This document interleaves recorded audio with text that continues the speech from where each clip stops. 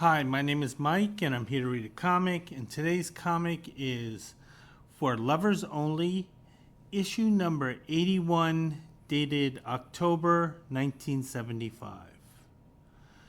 And this is one of the rare romance titles that is somewhat noteworthy. There are very few of these, quote, wall comics from the romance genre. Usually there's one young romance, I think it was issue number 206, and I did cover that, where it dealt with the subject of hitchhiking. And that's one of the rare romance comics that kind of stood out simply because of the subject matter. Anyone who remembers the 1970s will tell you there was a large awareness campaign about the dangers of hitchhiking, because believe it or not, people had to be told in mass that hitchhiking is kind of dangerous.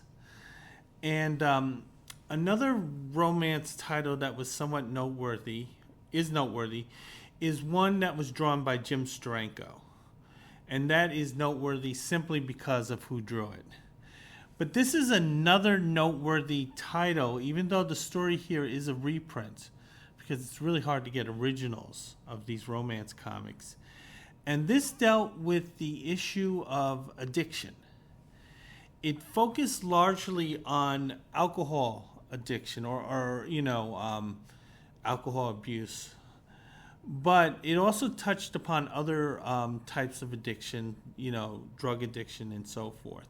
So this issue is a little more noteworthy than most romance stories, which is obvious because most of these, there's not a whole lot going on, even though I do enjoy reading them.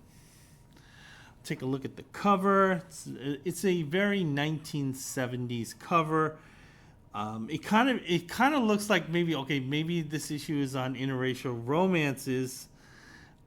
Because we have a guy who kind of looks a little East Indian, and we have the blonde, blue-eyed white girl. But no, it's not about that. And it also has a very psychedelic look. This is, I guess, toward the end of this type of aesthetic, because I remember seeing less and less of this as we went on into the rest of the 1970s. So I'm going to go into the story. And the first story, and this is the one about addiction, is One for the Road. And, of course, we don't know who the creative team is.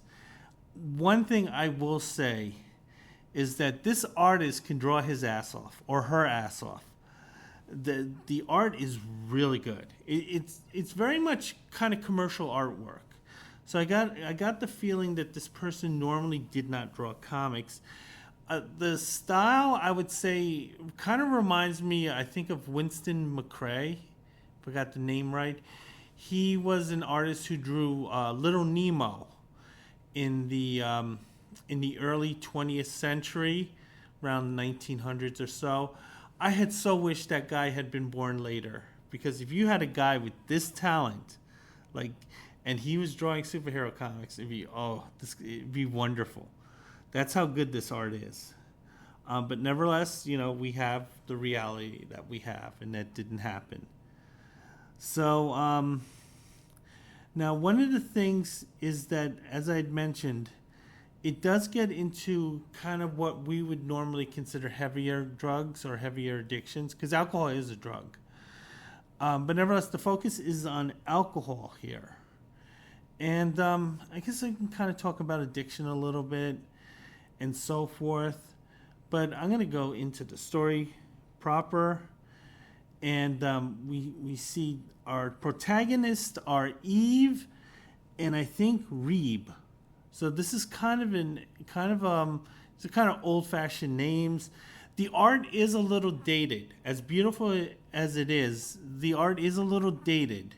So I got a feeling that this was probably originally drawn maybe in the mid-60s or so. But anyway, so we see our protagonist here, beautifully drawn. We see Eve is a smoker, which is kind of unusual. Charleston kind of shied away from encouraging their young readers these type of habits. Nevertheless, we see Eve, she is smoking a cigarette. We see Reeve here. He's in his swimming trunks. So I got an idea. This is a somewhat rustic setting where if anyone has seen the film All That Heaven Allows, and I do recommend it. It's a great film on social class. It sort of has this feel, this very rustic feel to it, like kind of a Connecticut or even Maine type setting here. And everyone here is at the party. It's kind of like a pool party. They're all enjoying themselves. Everyone is noticing that Eve really likes to drink. And even some of the guests are joking about it, that as Reeve is offering Eve a glass of wine, some of the guests are saying, Eve is already ahead of you. That glass of wine that you're offering Eve, she drank it 2 glasses ago. So the people around Eve are aware that she does have this addiction problem. In fact, I'm going to read from the dialogue box. I guess you've heard that expression, one for the road, meaning one more drink, usually after the drinker has already had more than enough. In this era of pot, acid, tranks, that's tranquilizers, and all the other garbage some kids do, I had to go and get involved with one of the most deadly things of all, booze. It began innocently enough. Don't most things? When I met Reeve Hawkins at a Hal Robbins cottage. So that's sort of the setting here. We see that this is a couple that's kind of newly minted. They're just kind of starting to date here. Whatever issues Eve has with alcohol, it seems like she's had them before hooking up with Reeve here. Eve is kind of in denial in that she doesn't view herself as much of a drinker, and that kind of doesn't ring true for the people who know her. But the thing is, at this point, Eve does not see this as a problem. And it says here, actually, I'd never had a drink before, and the wine was cold fire as it went down. I really liked it. I'm gonna turn the page. So the thing is that these two, they're kind of like just starting to date, and they're getting very close to each other. They think very highly of each other. Eve is a beautiful woman. I'm trying to think who she kind of looks a little like. There was an actress in the 60s and 70s called Hope Lang. She had done a couple of sitcoms. She had done some movies. She was a beautiful woman. Maybe a little. There was no one thing about her that stood out. But she was just in general just a beautiful looking woman. That's who she kind of reminds me of. Reeve, I think he kind of looks a little like Lyle Wagner, if you remember him from Wonder Woman. So we got so we have these two. They're really falling for each other. Eve really likes Reeve. However, Eve also likes her booze, and she's saying, "I want a little bit of you, Reeve, and I also want a little bit of that wine bottle." Now Reeve kind of wants to slow Eve down in terms of her drinking, because I think even though they're just starting their relationship, I think he's starting to notice that maybe she's hitting the bottle a little bit too hard here. And he's suggesting something slower, like some hamburgers. So they actually go to a I guess we can call it a fast food restaurant, probably an In-N-Out place. We don't see it here. But the thing is, and there was a time where if you did go to a, quote, fast food diner or restaurant, you would actually be given, dinnerware, actual plates. You'd be given, spoons and forks, no plastic stuff, no paper. that kind of started with McDonald's.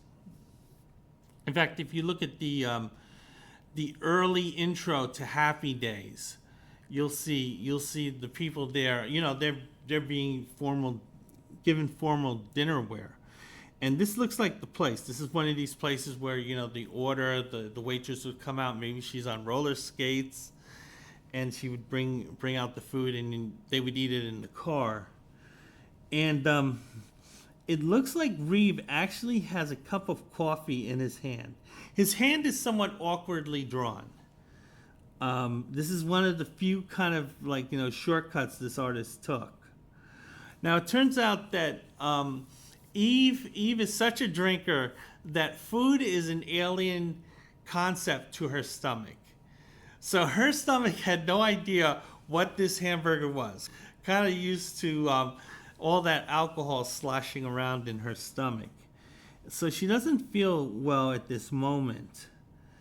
And Reeve was saying, yeah, you know, when you mix wine and hamburger, it's not going to be a good combination. But he's saying, you'll get over it, doll. Turn the page. So Reeve and Eve, they're at another party. It's a different type of party. This is a much more sophisticated party. These are the type of people who go to the MoMA every week.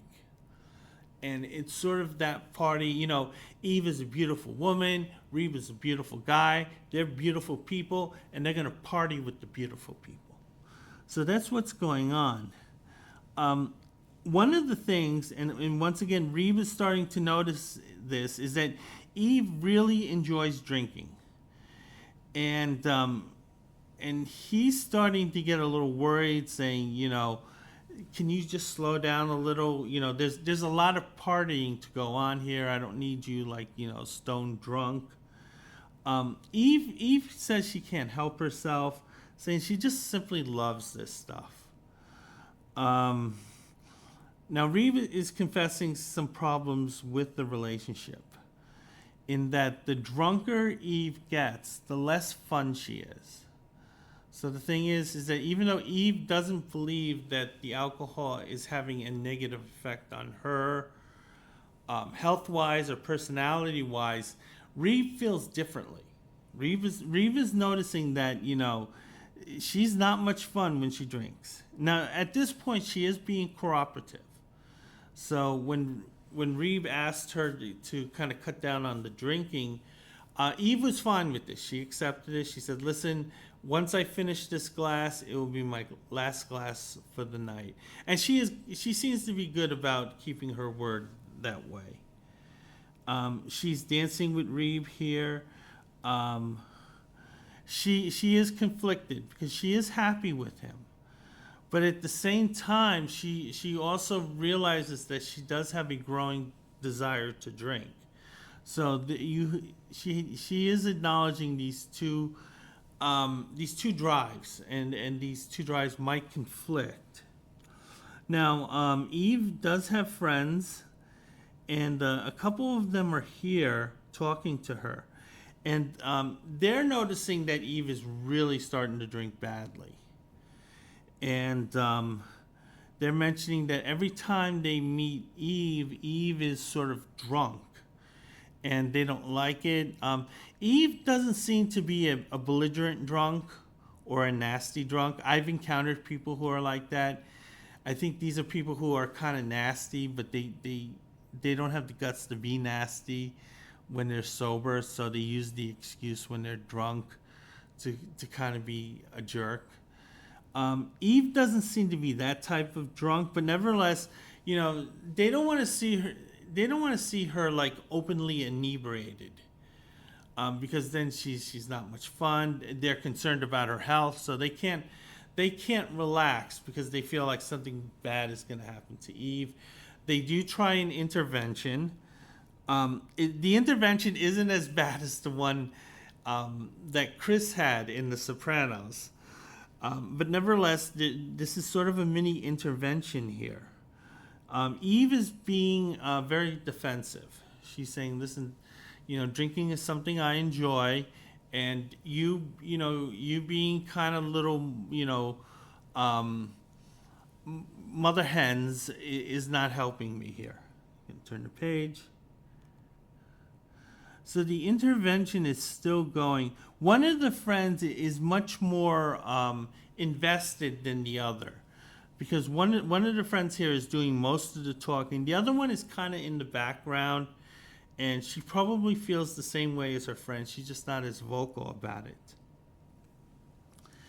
And the friend here is worried about Eve becoming an alcoholic, because she's simply, I'm not going to get hooked on a stupid habit like booze, like you.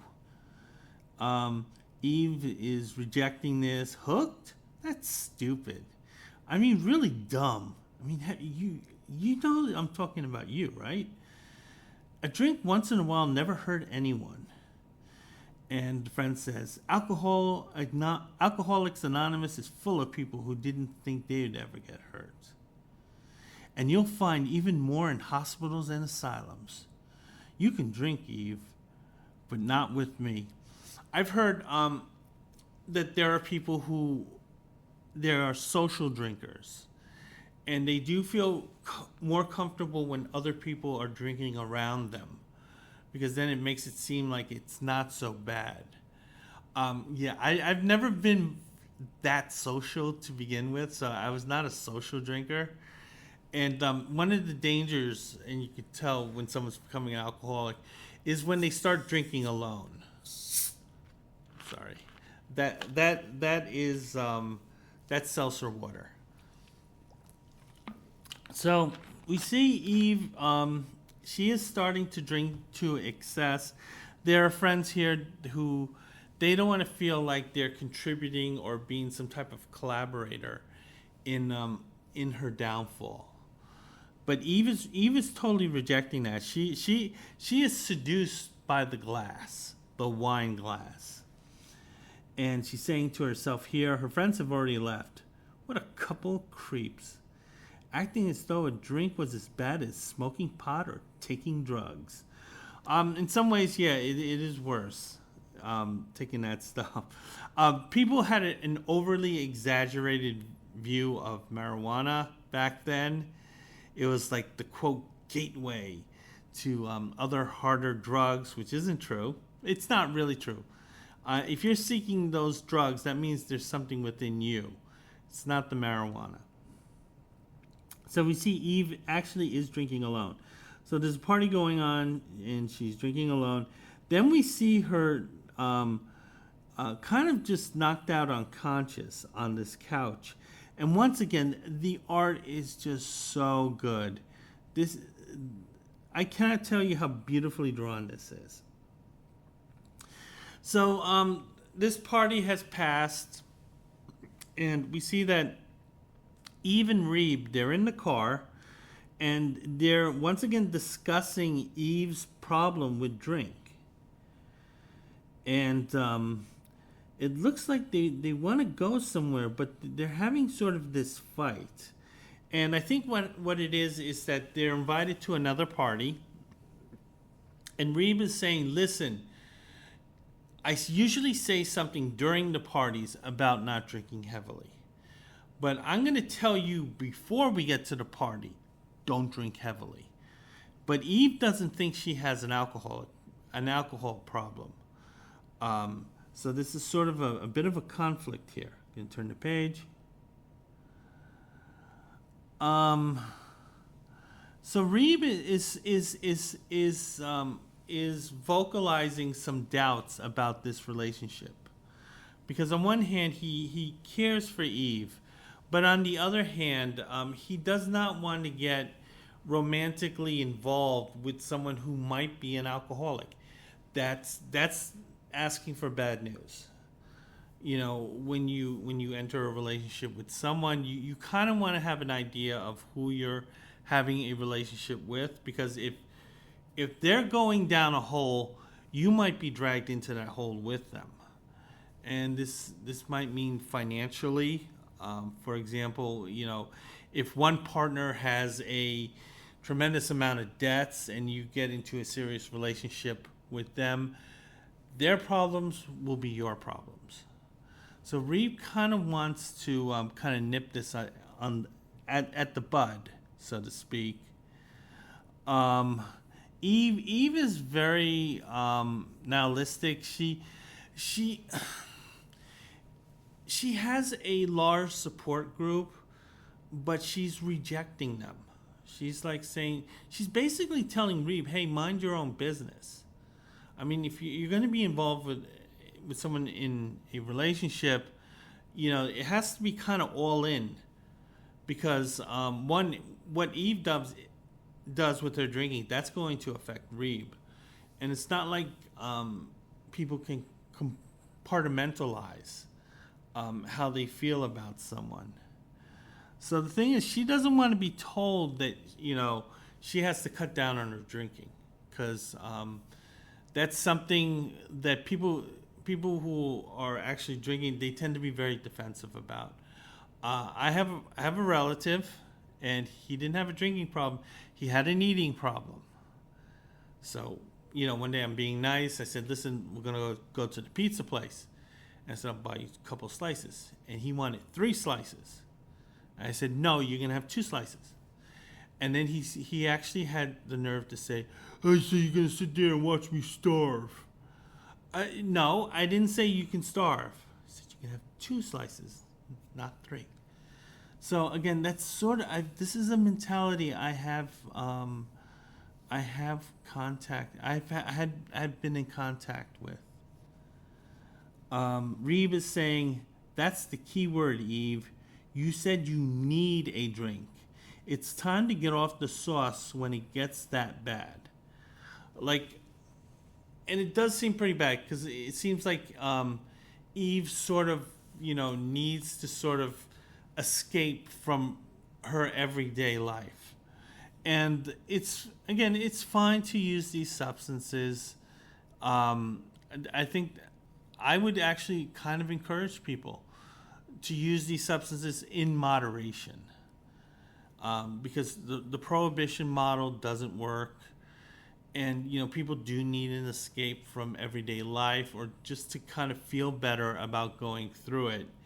But at the same time, it should not be a detriment, which is why I don't think drugs should be illegal, because then what happens when they're illegal? You have to go to illegal sources. You have to pay a heavy premium to get it, and doing these things end up you're just giving people who have problems more problems. But Eve is not hearing this. She's like, "Hey, we're going to parties. The stuff is free, because I'm not throwing these parties, and this shouldn't be a big issue for you." I haven't seen anything from Eve's behavior to indicate that this is a problem. I mean, they notice her drinking a lot, but there's very little evidence that it's having an adverse effect on her behavior. But nevertheless, they're good friends. They're concerned about her. They believe that things don't have to get bad, to see the warning signs. Eve isn't hearing this. She runs out of the car. She doesn't want to be preached to, because again, Eve is very defensive about, her drinking. And then Eve kind of sees a car coming by, and she flags it down. Now, it looks like the people in the car might have some bad intentions, because the word balloon is, "Hey, there's a broad. Stop and pick her up." And then they ask, "Where you heading, sweetheart?" Eve says, "Back to town. But if you want to stop for a drink first, I could stand one." These guys are in heaven. They're saying, "Listen, hey, get the roofies out." She's volunteering for this. So then what happens is that, they encounter a bar. They see the bar. They're in the bar.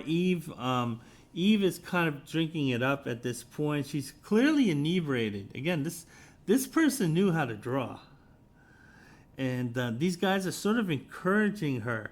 They're like to the point, "Hey, we might not need those roofies." And we see the title mentioned, as Eve says, "Just one more, Bill. One for the road." And turn the page. So then all three of them get back into the car. But the problem is that the guys are sort of viewing the vehicle as more than just something to get you from one place to another. They want to go places with Eve. Eve knows where they want to go. She doesn't want. She's not getting involved in any gangbangs here. So she's putting up a fight here. And these two creepy guys are just kind of like, they're kind of just physically forcing themselves onto her. She's furious. She's fighting back. It looks like she's crying. She's upset. She forces her way out of the car.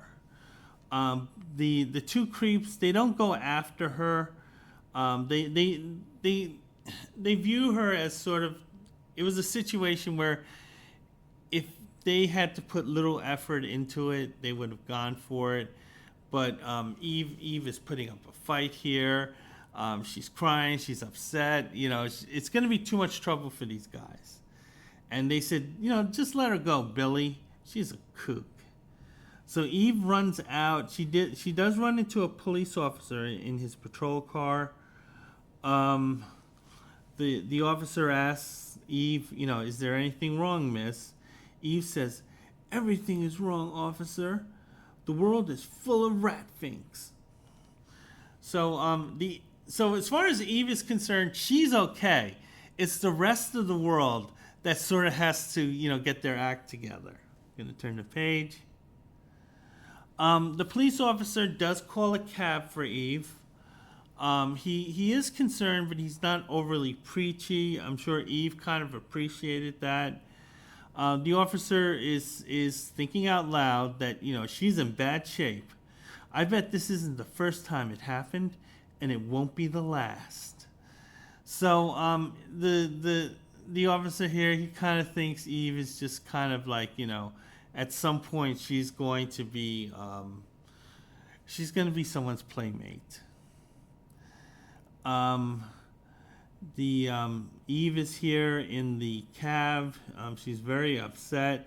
Apparently, it looks like J. Jonah Jameson is driving the cab here, minus his mustache. So the thing is, she goes home, and Mommy's there. And Mommy says, Eve, ever since you started going out with Reeve Hawkins, you've been drinking. You better not see him anymore. So the thing is that as far as the mom is concerned, from what she's seen, is that she's blaming Reeve for the issues. So the drinking that Eve had done before meeting Reeve, either she didn't notice, or she didn't want to see it, or she doesn't want to acknowledge it, and she just simply wants to blame Reeve for it. Now, Eve pushes back against this. Says, it isn't Reeve's fault, Mom. He doesn't want me to drink. We quarreled over it last night. And so the thing is, Eve recognizes, obviously, that this is not Reeve. And Reeve's not driving her to drink. However, it looks like Eve's drinking has gotten worse since she started hooking up with Reeve. So it could be that Reeve might be kind of a stressor for Eve. And to a degree he is, because you remember he wants her to at least cut down on the drinking. He doesn't mind her drinking, but he clearly sees that this woman is becoming an alcoholic. That, of course, is sort of stressing Eve out, making things worse for her. Her mom says, well, why don't you just stop doing it? It's so easy. Addiction isn't much of a problem to overcome. So Mommy isn't much help here. Eve is saying, don't you think I've tried? Reeve warned me a long time ago. He said I can get hooked on booze, but I didn't believe him. And it looks like she's about to go out. Mommy's asking, Eve, where are you going? And Eve says, don't ask, Mom. I don't know. So we can see this is sort of kind of like a downward spiral, or kind of circling the drain, so to speak, for Eve at this point. Turn the page. So anyway, Eve heads to a cocktail bar. So this is semi-drinking alone. Eve is alone. She's not with anyone, but at the same time, she's in kind of this crowded bar. So there are other people who are also engaging in a drink. So this helps to alleviate, I guess, some of the psychological discomfort that Eve may have, simply because she is sharing her vice with other people. The bartender looks like the guy from The Shining. We see Eve here. She's talking about having the shakes. So at this point, the drinking is starting to physically manifest itself. And she's also asking, why do they fill the glasses right to the top? So on one hand, Eve is also acknowledging that maybe the alcoholic industry is playing a role in her addiction, which is probably true. But then again, they are selling this product. So yeah, they're going to encourage you to drink. As far as filling the glass to the rim, it is a double-edged sword. On one hand, maybe she doesn't want that much alcohol, but at the same time, she's maybe too weak to sort of, only drink half the glass. And at the same time, I mean, alcohol is kind of expensive. So if you're someone who goes to a bar and you order, a martini, you're going to want as much, liquid as possible. Now, I should add that Eve is asking for a very, very dry martini, which probably means that she wants more vodka than anything else. I think the difference between a wet martini and a dry martini is that a dry martini is it's basically vodka. Whereas a wet one, there's kind of a chaser in it, to kind of sweeten or soften the effects of the vodka. So she wants something that's really gonna, hammer her. However, before she drinks the martini, there's a voice that calls out, "Hold it, Eve," and it's Reeb. And she's asking, "How did you find me? Why did you bother?" And Reeb says, "I bother because I am in love with you." So again, Eve is obviously having some issues with her self-esteem. And she's sort of internalizing these because she knows she's a hot chick.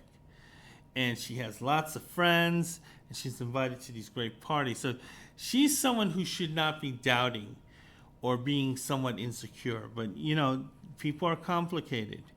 And she could be insecure in ways that she's not, showing. Then we see Reeb here. He's saying, "The way you were before I started you on this drinking kick. I want us to get married, Eve. But first you gotta dry out." So he's obviously taking this to he wants to take this relationship to a higher level here. I don't think Eve really understood how deeply Reeb felt about her. She's expressing doubts on whether she can stop drinking or not, which is understandable. But nevertheless, it looks like she's going to try. Now, they go to a doctor. The doctor is supposed to give some advice on how to overcome this addiction. He's also kind of an asshole here. Because, this is what he says to her, and Reeb, because they're both in the doctor's office. "No more alcohol, young lady. I'm prescribing a mild tranquilizer that you won't need after a few days." So he's already he's doing the lateral move, just putting her on a different type of drug. But then he uses this kind of disclaimer, "Hey, you won't be needing it after a few days." And then he says, "You're a little overweight, but you'll lose that quickly." So he's judging her appearance. This kind of crusty old fool. He's looking at this beautiful woman and saying, "Hey, you're getting a little chunky there. Hey, you're losing value." And my man Reeve, he's paying for this. I gotta look out for my bro, and my bro he can't be with say someone who looks second rate. So I need you to lose a little weight so you can retain some of that value. Yeah, there are guys who thought this way. And turn the page. So the thing is, Reeve is really kind of rushing things here. He wants to go to City Hall and get that that marriage license, I should say. Eve is pushing back against this. I'm thinking that maybe Reeve doesn't want a big, huge wedding because he understands how much it costs. He says, "Listen, are we going to get into thousands of dollars of debt? Just for that one day party, which is really what kind of a marriage is, or a wedding ceremony is, I should say. A marriage is much different." Eve is pushing back. She's saying, let's wait a month. And this way, I'll be sure whether I'm cured or not. And then, then we'll kind of take things from there. Reeve agrees to this, Now, they're using words like cured. I don't know if you ever really, truly get cured. Because people do fall back or get back into that alcoholic lifestyle, or kind of like to using drugs. So this is kind of a little bit of outdated thinking. And once again, we don't get a real good idea why Eve is becoming an alcoholic here. Because the thing is, usually when people are addicted to something, it's helping them cope with something. And the big problem with addiction is that, if you're addicted to the wrong substance, that will give you new problems to deal with. And right now, we don't know what Eve's old problems were. But nevertheless, they're going to stick to this program, kind of like the 28 days. This is Amy Winehouse. God knows how many 28 days, she had before her unfortunate passing. We see the two of them. They're looking at homes here. They're asking where they should honeymoon. So at this point, they're focused more on the honeymoon. And Eve kind of likes the Caribbean. She likes the idea of swimming and the sun. And Reeve is saying, no, that's great. We can take a month. Because again, if you don't have that big wedding ceremony, you have more money presumably for the honeymoon. And they seem very happy about this. Eve is thinking that she'll never drink again. That the answers to all her prayers, are with this man, and she won't wind up in the gutter. And that is it for this story. Will they make it? My guess is maybe. I can see Eve, getting back into drinking. I can also see Reeve doing it too. They'll probably be fighting a lot. There might be a divorce, so they might end up getting divorced and remarried, and so forth. So this relationship's a little complicated, and it's also not honest because, like I said, whatever issues Eve has, she still has them. She's just not using alcohol to soothe them. So I'm going to go into the next story. The next story is kind of interesting in that the title claims that the female protagonist is one name, but the letterer uses another name. So I don't think the creative team was on the same page here. Same way, we see, looking at the title, we think that her name is Julie. But as we read the comic, we find out her name is Leona. That's kind of confusing as hell. So anyway, I'm going to use Leona. Leona, she's kind of doing an audit of herself. This is honestly something I wish I had done when I was earlier. But the thing is, if I had done this type of audit, I don't know if I would have been as honest about myself. I was so clueless, and I couldn't self-reflect to save my life back then. But anyway, Leona's self-reflecting, and she's writing it down. She's on her beanbag here, and she's saying, "Item: appearance sloppy. This is subject to change. Item: chronic shyness. Can this be changed? Item: indifference to most males. Suggestion: meet other males. The solution is simple. Just change my appearance completely, develop a new personality, and find some new men. It isn't difficult. It's impossible." So, yeah, so this is kind of good that she's doing this type of self-reflection. She is being honest with herself. God knows I wish I had done this when I was like, 21 or so. And the title of this story is Julie Plays a Role, even though her name is Leona.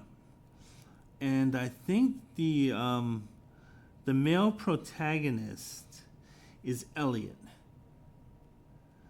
Okay, so after this kind of little realization, Julie, she's trying to figure out how she can change her ways. She realizes that what she's doing is not working. The rest of the world will not catch up with her and change for her. I am ashamed to admit that I probably thought that a lot when I was young and very insecure. I thought, hey, the problem isn't with me, it's with the rest of the world. And I just have to wait for the rest of the world to readjust itself. And yeah, it doesn't work that way. But, you would not have been able to tell me that. So she's thinking about, mentors. Is there someone who can mentor her on changing her ways? Because she knows what's currently going on isn't helping her. And she thinks of a professor, Mrs. Haskell. She's thinking, hey, Mrs. Haskell's is at least 40, which, to Leona, that's ancient. She looks 30, and she's the most beautiful woman in school. I'll talk to her first. So Leona believes that because Mrs. Haskell is really hot, that qualifies her to give life advice to her. So she's talking to Mrs. Haskell. Mrs. Haskell, yeah, she's definitely a MILF. She kind of has a Suzanne Pleshette look to her. And she's complimented by the fact that Leona's basically saying, you're really attractive. Can you give me some life advice? And so they go back to Mrs. Haskell's office. She says to, Mrs. Haskell says to Leona, your features are good, Leona. Basically, you've got a good figure, but you spoil it by slumping horribly. Mrs. Habram has a ballet class, which I think you should join. I'll advise you on makeup, and we'll figure out a hairdo. But the most important thing for you to do is to join the student drama group. They're accepting members right now. Go directly there the moment you leave my office. So, Mrs. Haskell kind of sounding like a groomer here. Hey, we'll check you out. You go to this studio, you do a little work there. Hey, maybe I'll join you in front of the camera. So Leona going to turn the page. Leona takes the advice, and she goes to the drama group. The drama group is in rehearsals here. So it's very fortunate that Leona joined at this time, because they actually do need someone to play a role in their play, and it sort of seems like Leona's a natural fit for it. One of the students recognizes Leona, says, we're in the same political trends class, Leona. I've often thought you'd make a fine actress. You being a phony and stuff. But we see the drama professor here. He's welcoming Leona in. Definitely has a kind of a no closet can hold me look to him. Even has the ascot. Um, and they're passing out roles. We see Elliot. You got a comedic knack. You tried the role of the dumb lawyer. Now we need a kooky teenager.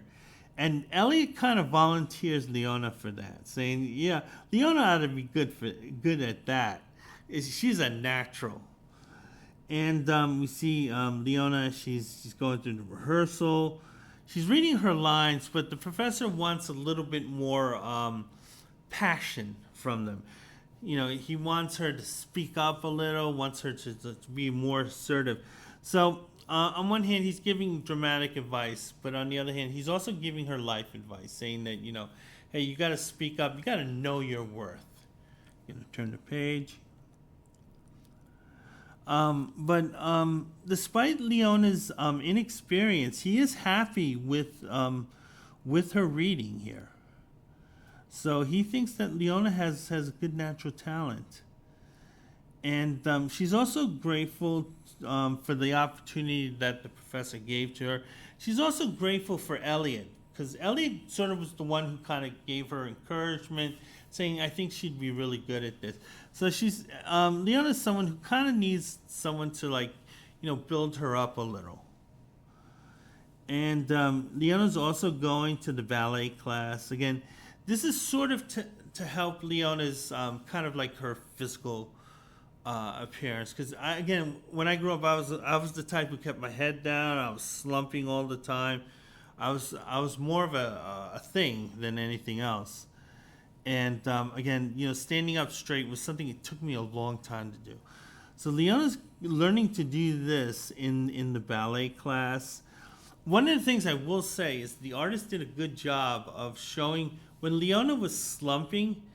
He did a good job of drawing that. We see she's in the class. She's doing really well. Stretching out those shoulders, making a point that Leona, did kind of hunch her shoulders a little. And Leona's seeing the value of it. She's mentioning that her muscles are aching. It does hurt. But, where there's pain, there's life. And Leona is about to prepare to kind of live life. Turn the page. Also, the last thing, Mrs. Haskell, she gives Leona the makeover, the formal makeover with the kind of the feathered hair. This was kind of a look that was popular in the 70s. It was Farrah Fawcett who really made that look popular. So she's kind of like, this kind of like the whole thing, the ugly duckling becomes the beautiful swan here. And everything's looking good for Leona. She's still with Elliot, although they're not romantic at this point. And Elliot is saying, listen, I kind of liked you before you dolled up. But I'm seeing these changes in you, and they're really great. But, part of me still kind of misses the old Leona. I thought you were kind of an interesting chick back then. And it's kind of suggesting that, just because she's dolling up doesn't mean she's becoming, less interesting, so to speak. Leona is recognizing this as a compliment, saying, he saw something in me before I dolled up. And she's becoming more and more interested in Elliot. Elliot's mentioning that, the drama professor is noticing these things too. So people are kind of noticing. You're having this Diana Ross, I'm coming out moment. But one of the things that Elliot is mentioning is that, the role that you're playing in this play doesn't require you to be all dolled up. In fact, quite the opposite. When you were plainer and less glamorous, that's sort of the role that, the professor had in mind for you. Now, there's a little bit of, she's blossoming, and these guys are saying, hold it, hold it. You don't want to blossom too much, kind of like we got to keep you down a little bit. There seems to be a little bit of that there. But the thing is that, Leona understands that they mean this in kind of a very narrow type of view here. So Leona's going to heed their advice. Going to turn the page. And we see that Leona is sort of modifying her look here. We see it usually through her hair, where she doesn't look like a glamour puss that she did in the previous page. But at the same time, there's definitely an improvement from when she first came to the drama class. So there's sort of like a hybrid thing where she recognizes that she is blossoming, and she is growing as a person, but at the same time, she realized she also has a role to play. So she's kind of like she cut the baby in half, so to speak. Where, Leona is not quite a glamour puss, but at the same time, she's a much more confident and ultimately beautiful woman. Everything's going fine with the play. Elliot is throwing a party at the student union, and he wants Leona to go with him, I should say. She says, yeah, I'd love to, and then the two embrace. Turn the page. So anyway, Leona, she continues to date Elliot. The two are having a lot of fun. They're skiing, they're going to parties, and the thing is, they're opening up new worlds for each other. Elliot is introducing Leona to new things. I'm assuming Leona's introducing Elliot to their things, and it's just basically kind of a normal, healthy coupling. But then what happened is during the spring, Leona was seeing Elliot less and less, and she's kind of bothered by this. So she confronts Elliot, in a healthy manner. Elliot, have I done something wrong? Elliot's saying, you've done nothing wrong. You're a terrific woman. But the thing is, that doesn't answer the question why Elliot is seeing less and less of Leona. So he's really kind of pressing him to tell me, hey, be honest with me. And Elliot's saying, well, you've become a very attractive girl, Leona. You've got to find mine. You used to have a great sense of humor. But lately, you're more show and less go. I'll bet your marks have been inversely ratioed to your popularity. And Leona says, hey, I've gotten a few bad, marks lately. So it looks like Leona's personality has changed a little. Elliot feels that she's being a little bit more shallow. She's sort of worried about these Instagram moments of hers rather than being a genuine person here. So the thing is that Elliot feels that maybe her glamming up was not necessarily a good thing. Leona looks like she's taking this advice to heart. She's blossoming, she's thriving, and Elliot's saying, a little bit too much of those things. A little bit too much of those things. So it looks like Elliot's the one who kind of has the hang up here. He wants Leona to kind of stop, blooming. Leona, she realizes, hey, if I need to keep this guy, I need to know my place. Lowered expectations. Elliot is okay with this. His insecurities have been kind of like, soothed a little bit. And then the two embrace. And will this end up well?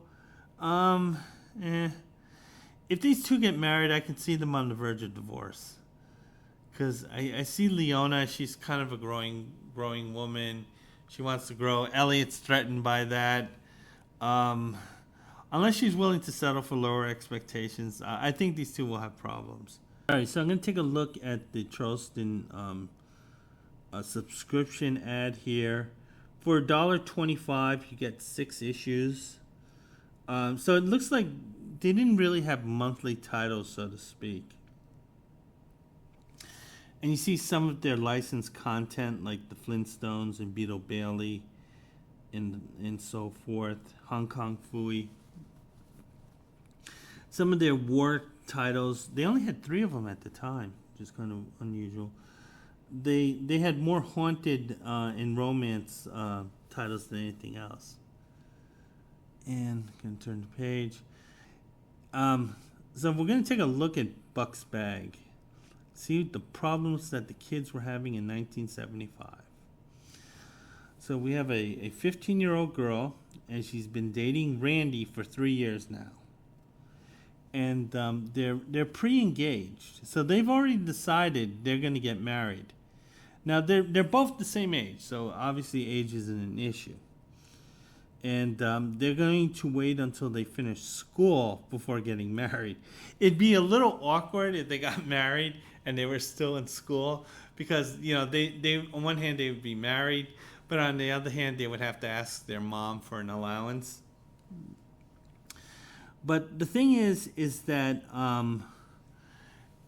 she's been visiting relatives from out of town, and that's not the problem. The problem is that she's meeting boys that she likes in these out of town trips, and she met one called Jay, and Jay in particular she likes. She enjoys being with him, and all that. But she's also kind of engaged at 15 to Randy. And the problem is that she likes Randy, but she also likes Jay. And this is causing kind of like, some problems. It seems like right now that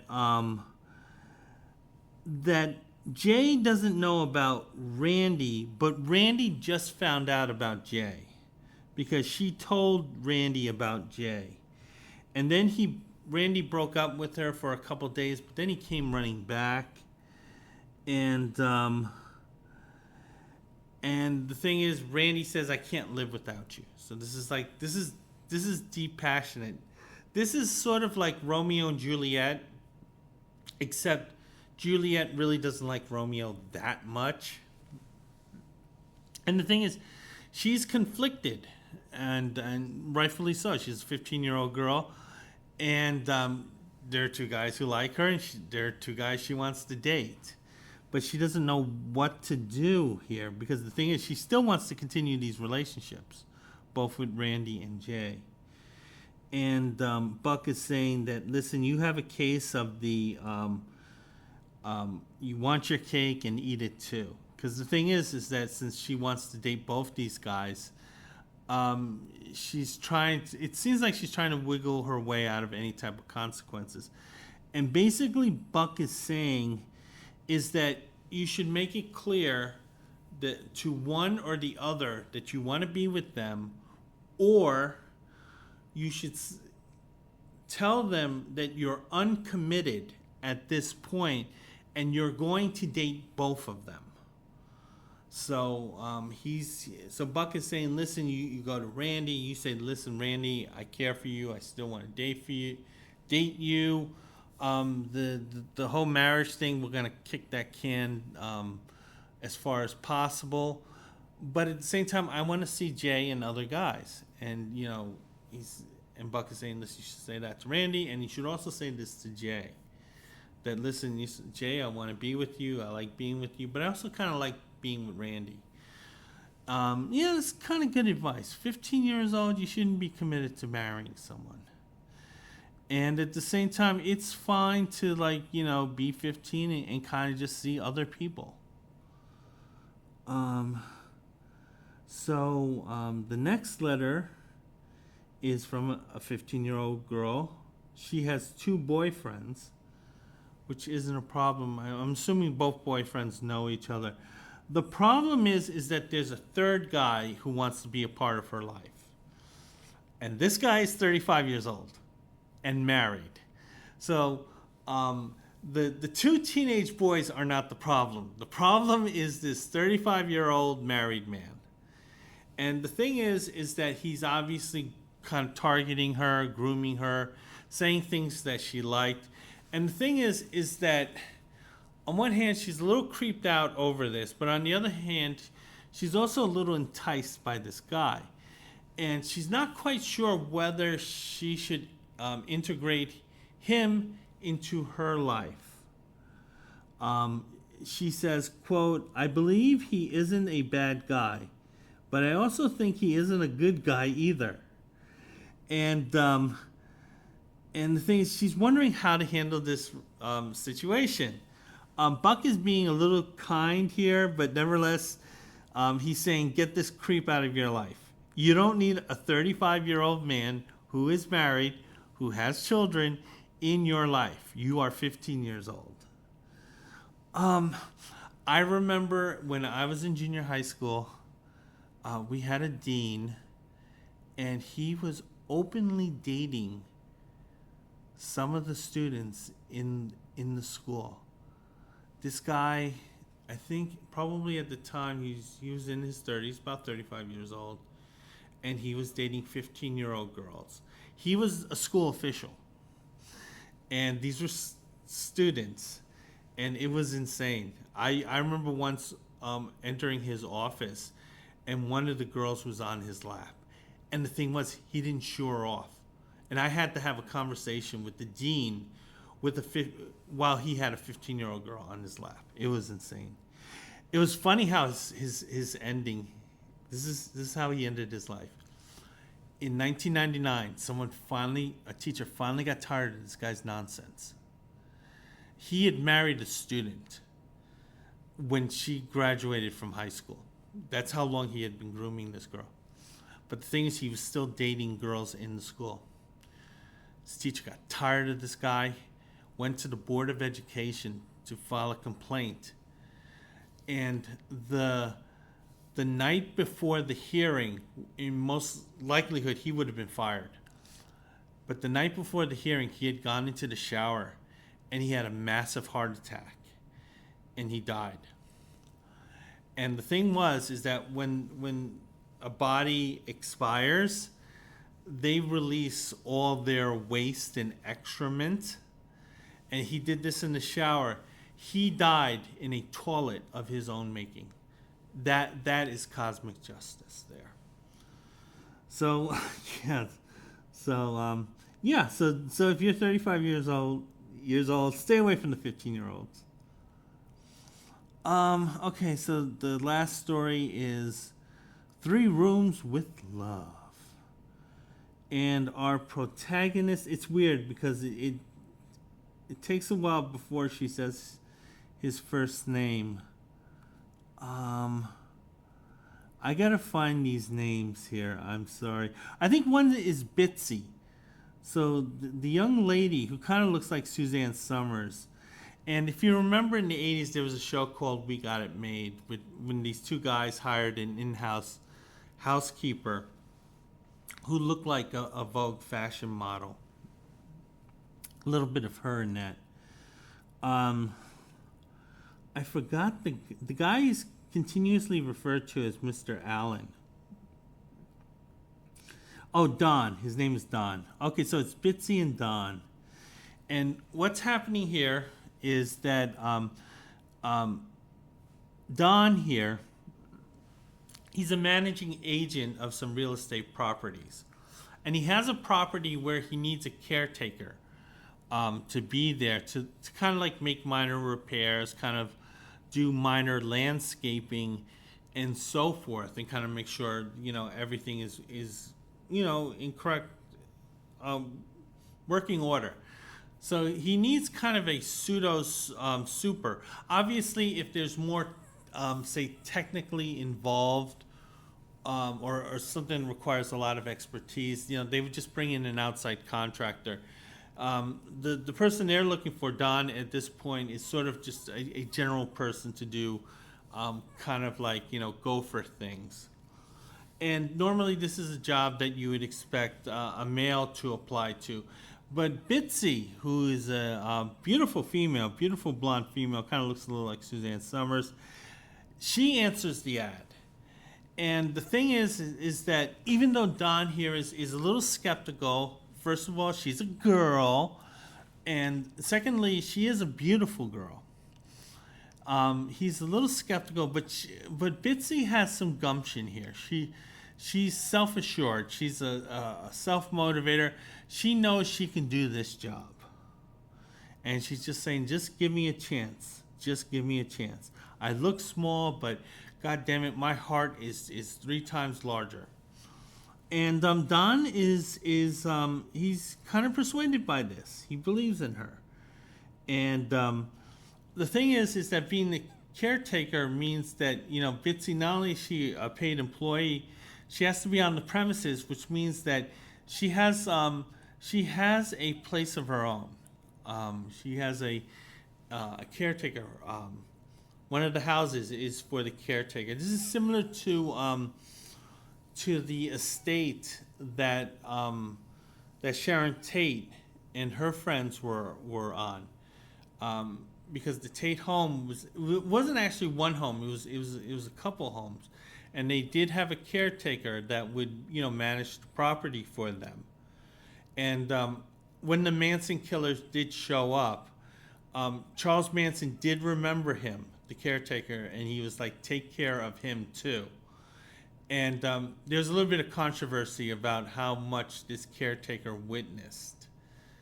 Because he claimed that he was playing records and writing letters to some friends. But the thing is that there were 4 people out there, fighting for their lives and screaming and crying and being stabbed. And they're wondering, hold it. Were you like crying in a corner while this thing was going on? So yeah, it's kind of like, I only mentioned it because of the caretaker angle. So anyway, going back to the story, which is nicely drawn, definitely a commercial artist. This is an artist who had done other work for Charleston. One of the stories involved the main character complaining about how little Charleston paid, even though obviously she didn't mention the name Charleston, but she did mention, "I write these children's books, these children's stories, and they're a lot of fun, but the publisher's really cheap." So anyway, Don is explaining to Bitsy about the type of duties that she'll have to do, and if she doesn't do it, then she'll be asked to leave. Bitsy's saying, "You don't have to worry. You won't have this conversation with me because I get things done." I'm gonna turn the page. So we see Bitsy. She's on the property. The homes kind of have a Frank Lloyd Wright feel to them, and there are neighbors. We see some neighbors in the background here. Bitsy is really enjoying her experience here. She's saying that she'll be cutting the grass tomorrow. Everything's looking good. She is in her place playing music and writing letters. And then she hears someone at the door, and it wasn't like Patricia Krenwinkel with a knife, but it's Don, the managing agent, and it turns out that Bitsy's playing her music a little too loud, and I guess the managing agent got a couple calls from these Karens, which did exist back then. They just didn't know they were called Karens. And they complained to the managing agent. The managing agent is coming over, and he's having a talk with Bitsy, saying that you're going to have to keep down the music. We have a couple cranky old neighbors. They're paying rent. I got to listen to their nonsense. So you're going to have to turn down your music. Bitsy's a little surprised by this, saying, "Okay, it's only 8:30. Normally noise complaints aren't valid until after 10. But nevertheless, but it looks like they have a couple of cranky old fools who go to bed at 8 o'clock. So, to them, life is over after 8 o'clock.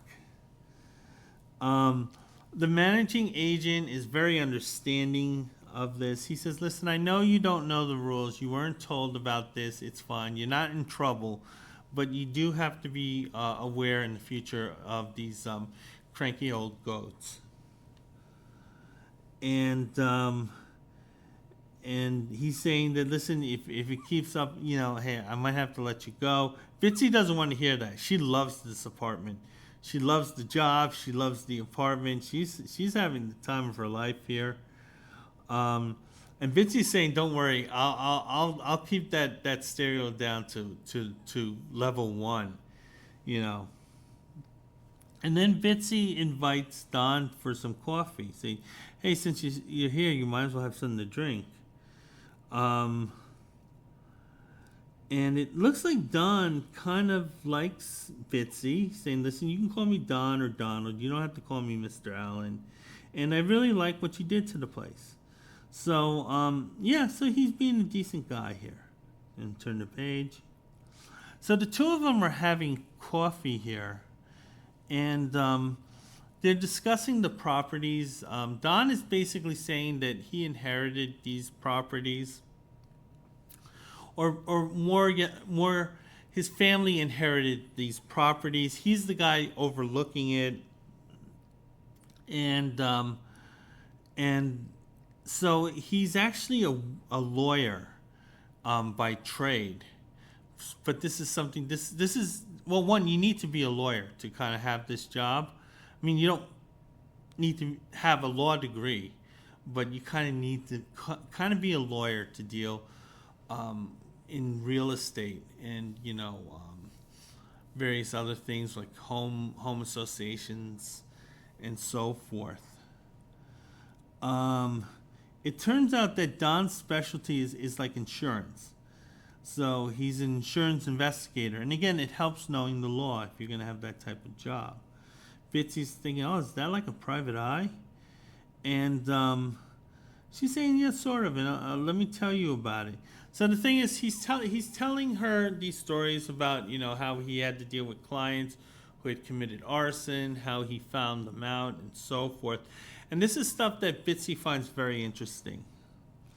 And again, she seems very earnest here. She's one of these people who really, when she finds out something, she really kind of, takes it to heart. And Bitsy's saying, listen, I'm going to be mowing the lawn tomorrow. Want to check it out? See how I do? And Don's saying, listen, I know you're doing a good job.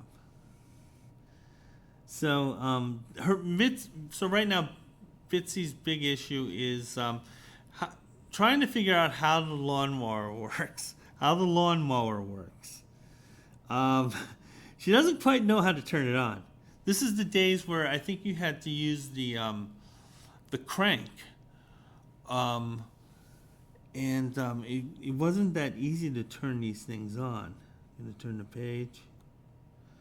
So Don's there. Mitzi's still trying to figure out how to do the lawnmower, but Don figures it out. He pulls the crank, it turns on, and Mitzi's pretty happy about this. Then after the lawn is mowed, and Don is looking at this, it was always kind of an insult. It's as interesting as watching grass being mowed. But he's saying when Mitzi's doing it, wow. So then they two kind of have an impromptu picnic. Mitzi has some wine bottles in her hand. And she also has a couple of straws. Maybe they're not wine. They're soda. She's got soda pop. Mitzi's sort of wearing kind of like a bikini top here. Mitzi's talking about her skills with the lawnmower. Don is saying, "Hey, it was. I'm glad you told me about this because I needed an excuse to get out of the office and get some exercise." Bitsy is offering to fix up some lunch, so they go back to her place, and they fix up lunch. There's really not a whole lot to the story. Really, it's just, wow, I have great lawnmower skills. And they had a cup of soup, a salad, and a hamburger with raw onion. And wow, Don's really impressed with his hamburger here. You can turn the page. Like I said, there's not much to this story.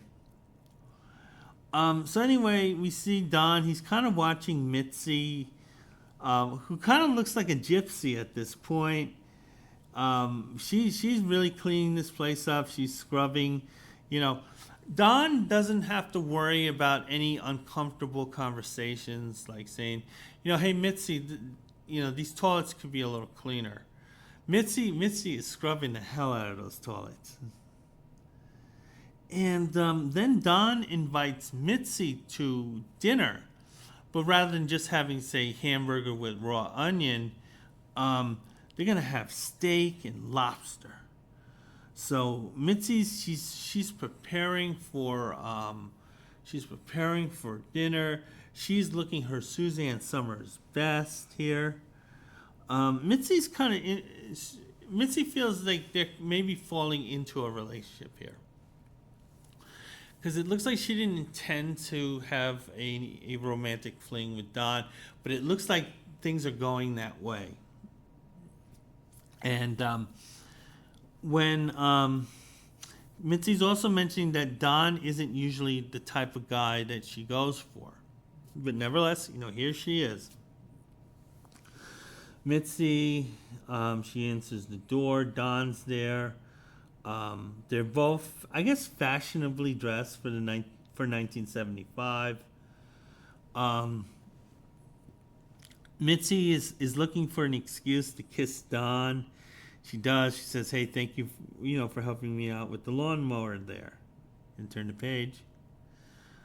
So the two are at a restaurant. It kind of looks a little like the Space Needle in Seattle, which does host a restaurant, and it does rotate.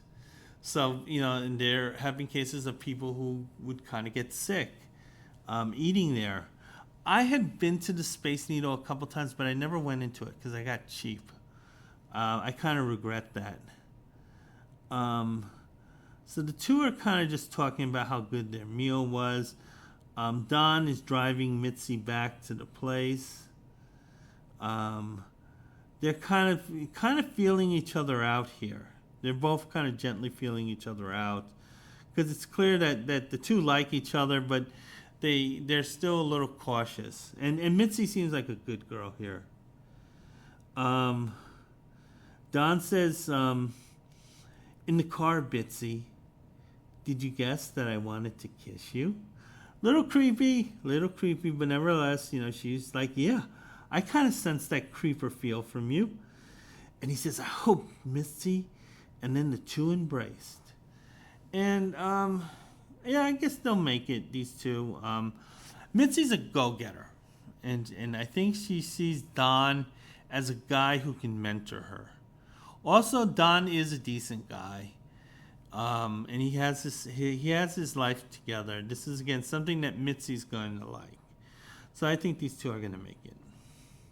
Oh, but the story continues. It really should have ended there, but I guess Charleston was like, we need one more page of filler. Mitzi saying that she didn't expect this relationship to blossom this quickly. And Don saying, hey, it took me by surprise too. And then they're talking about cakes, because apparently the cake that they're eating is something Mitzi had baked. Then they're kind of just wasting time here, talking about, do you like living here? He says, why, yes, I do. And it would be nice to have a strong man in the house. Kind of like Three's Company, except we have one less chick and we have a lot more effing going on. And, yeah. And Don's saying, listen, I don't want to waste time with long engagements or big wedding. I want to get to the action part. So they're going to have a kind of a quickie wedding, and they're going to call it a day. And that's it. And like I said, I think these two are going to make it. So that's it. And that is my review of For Lovers Only, issue number 81, and I hope to have more reviews up soon. Bye.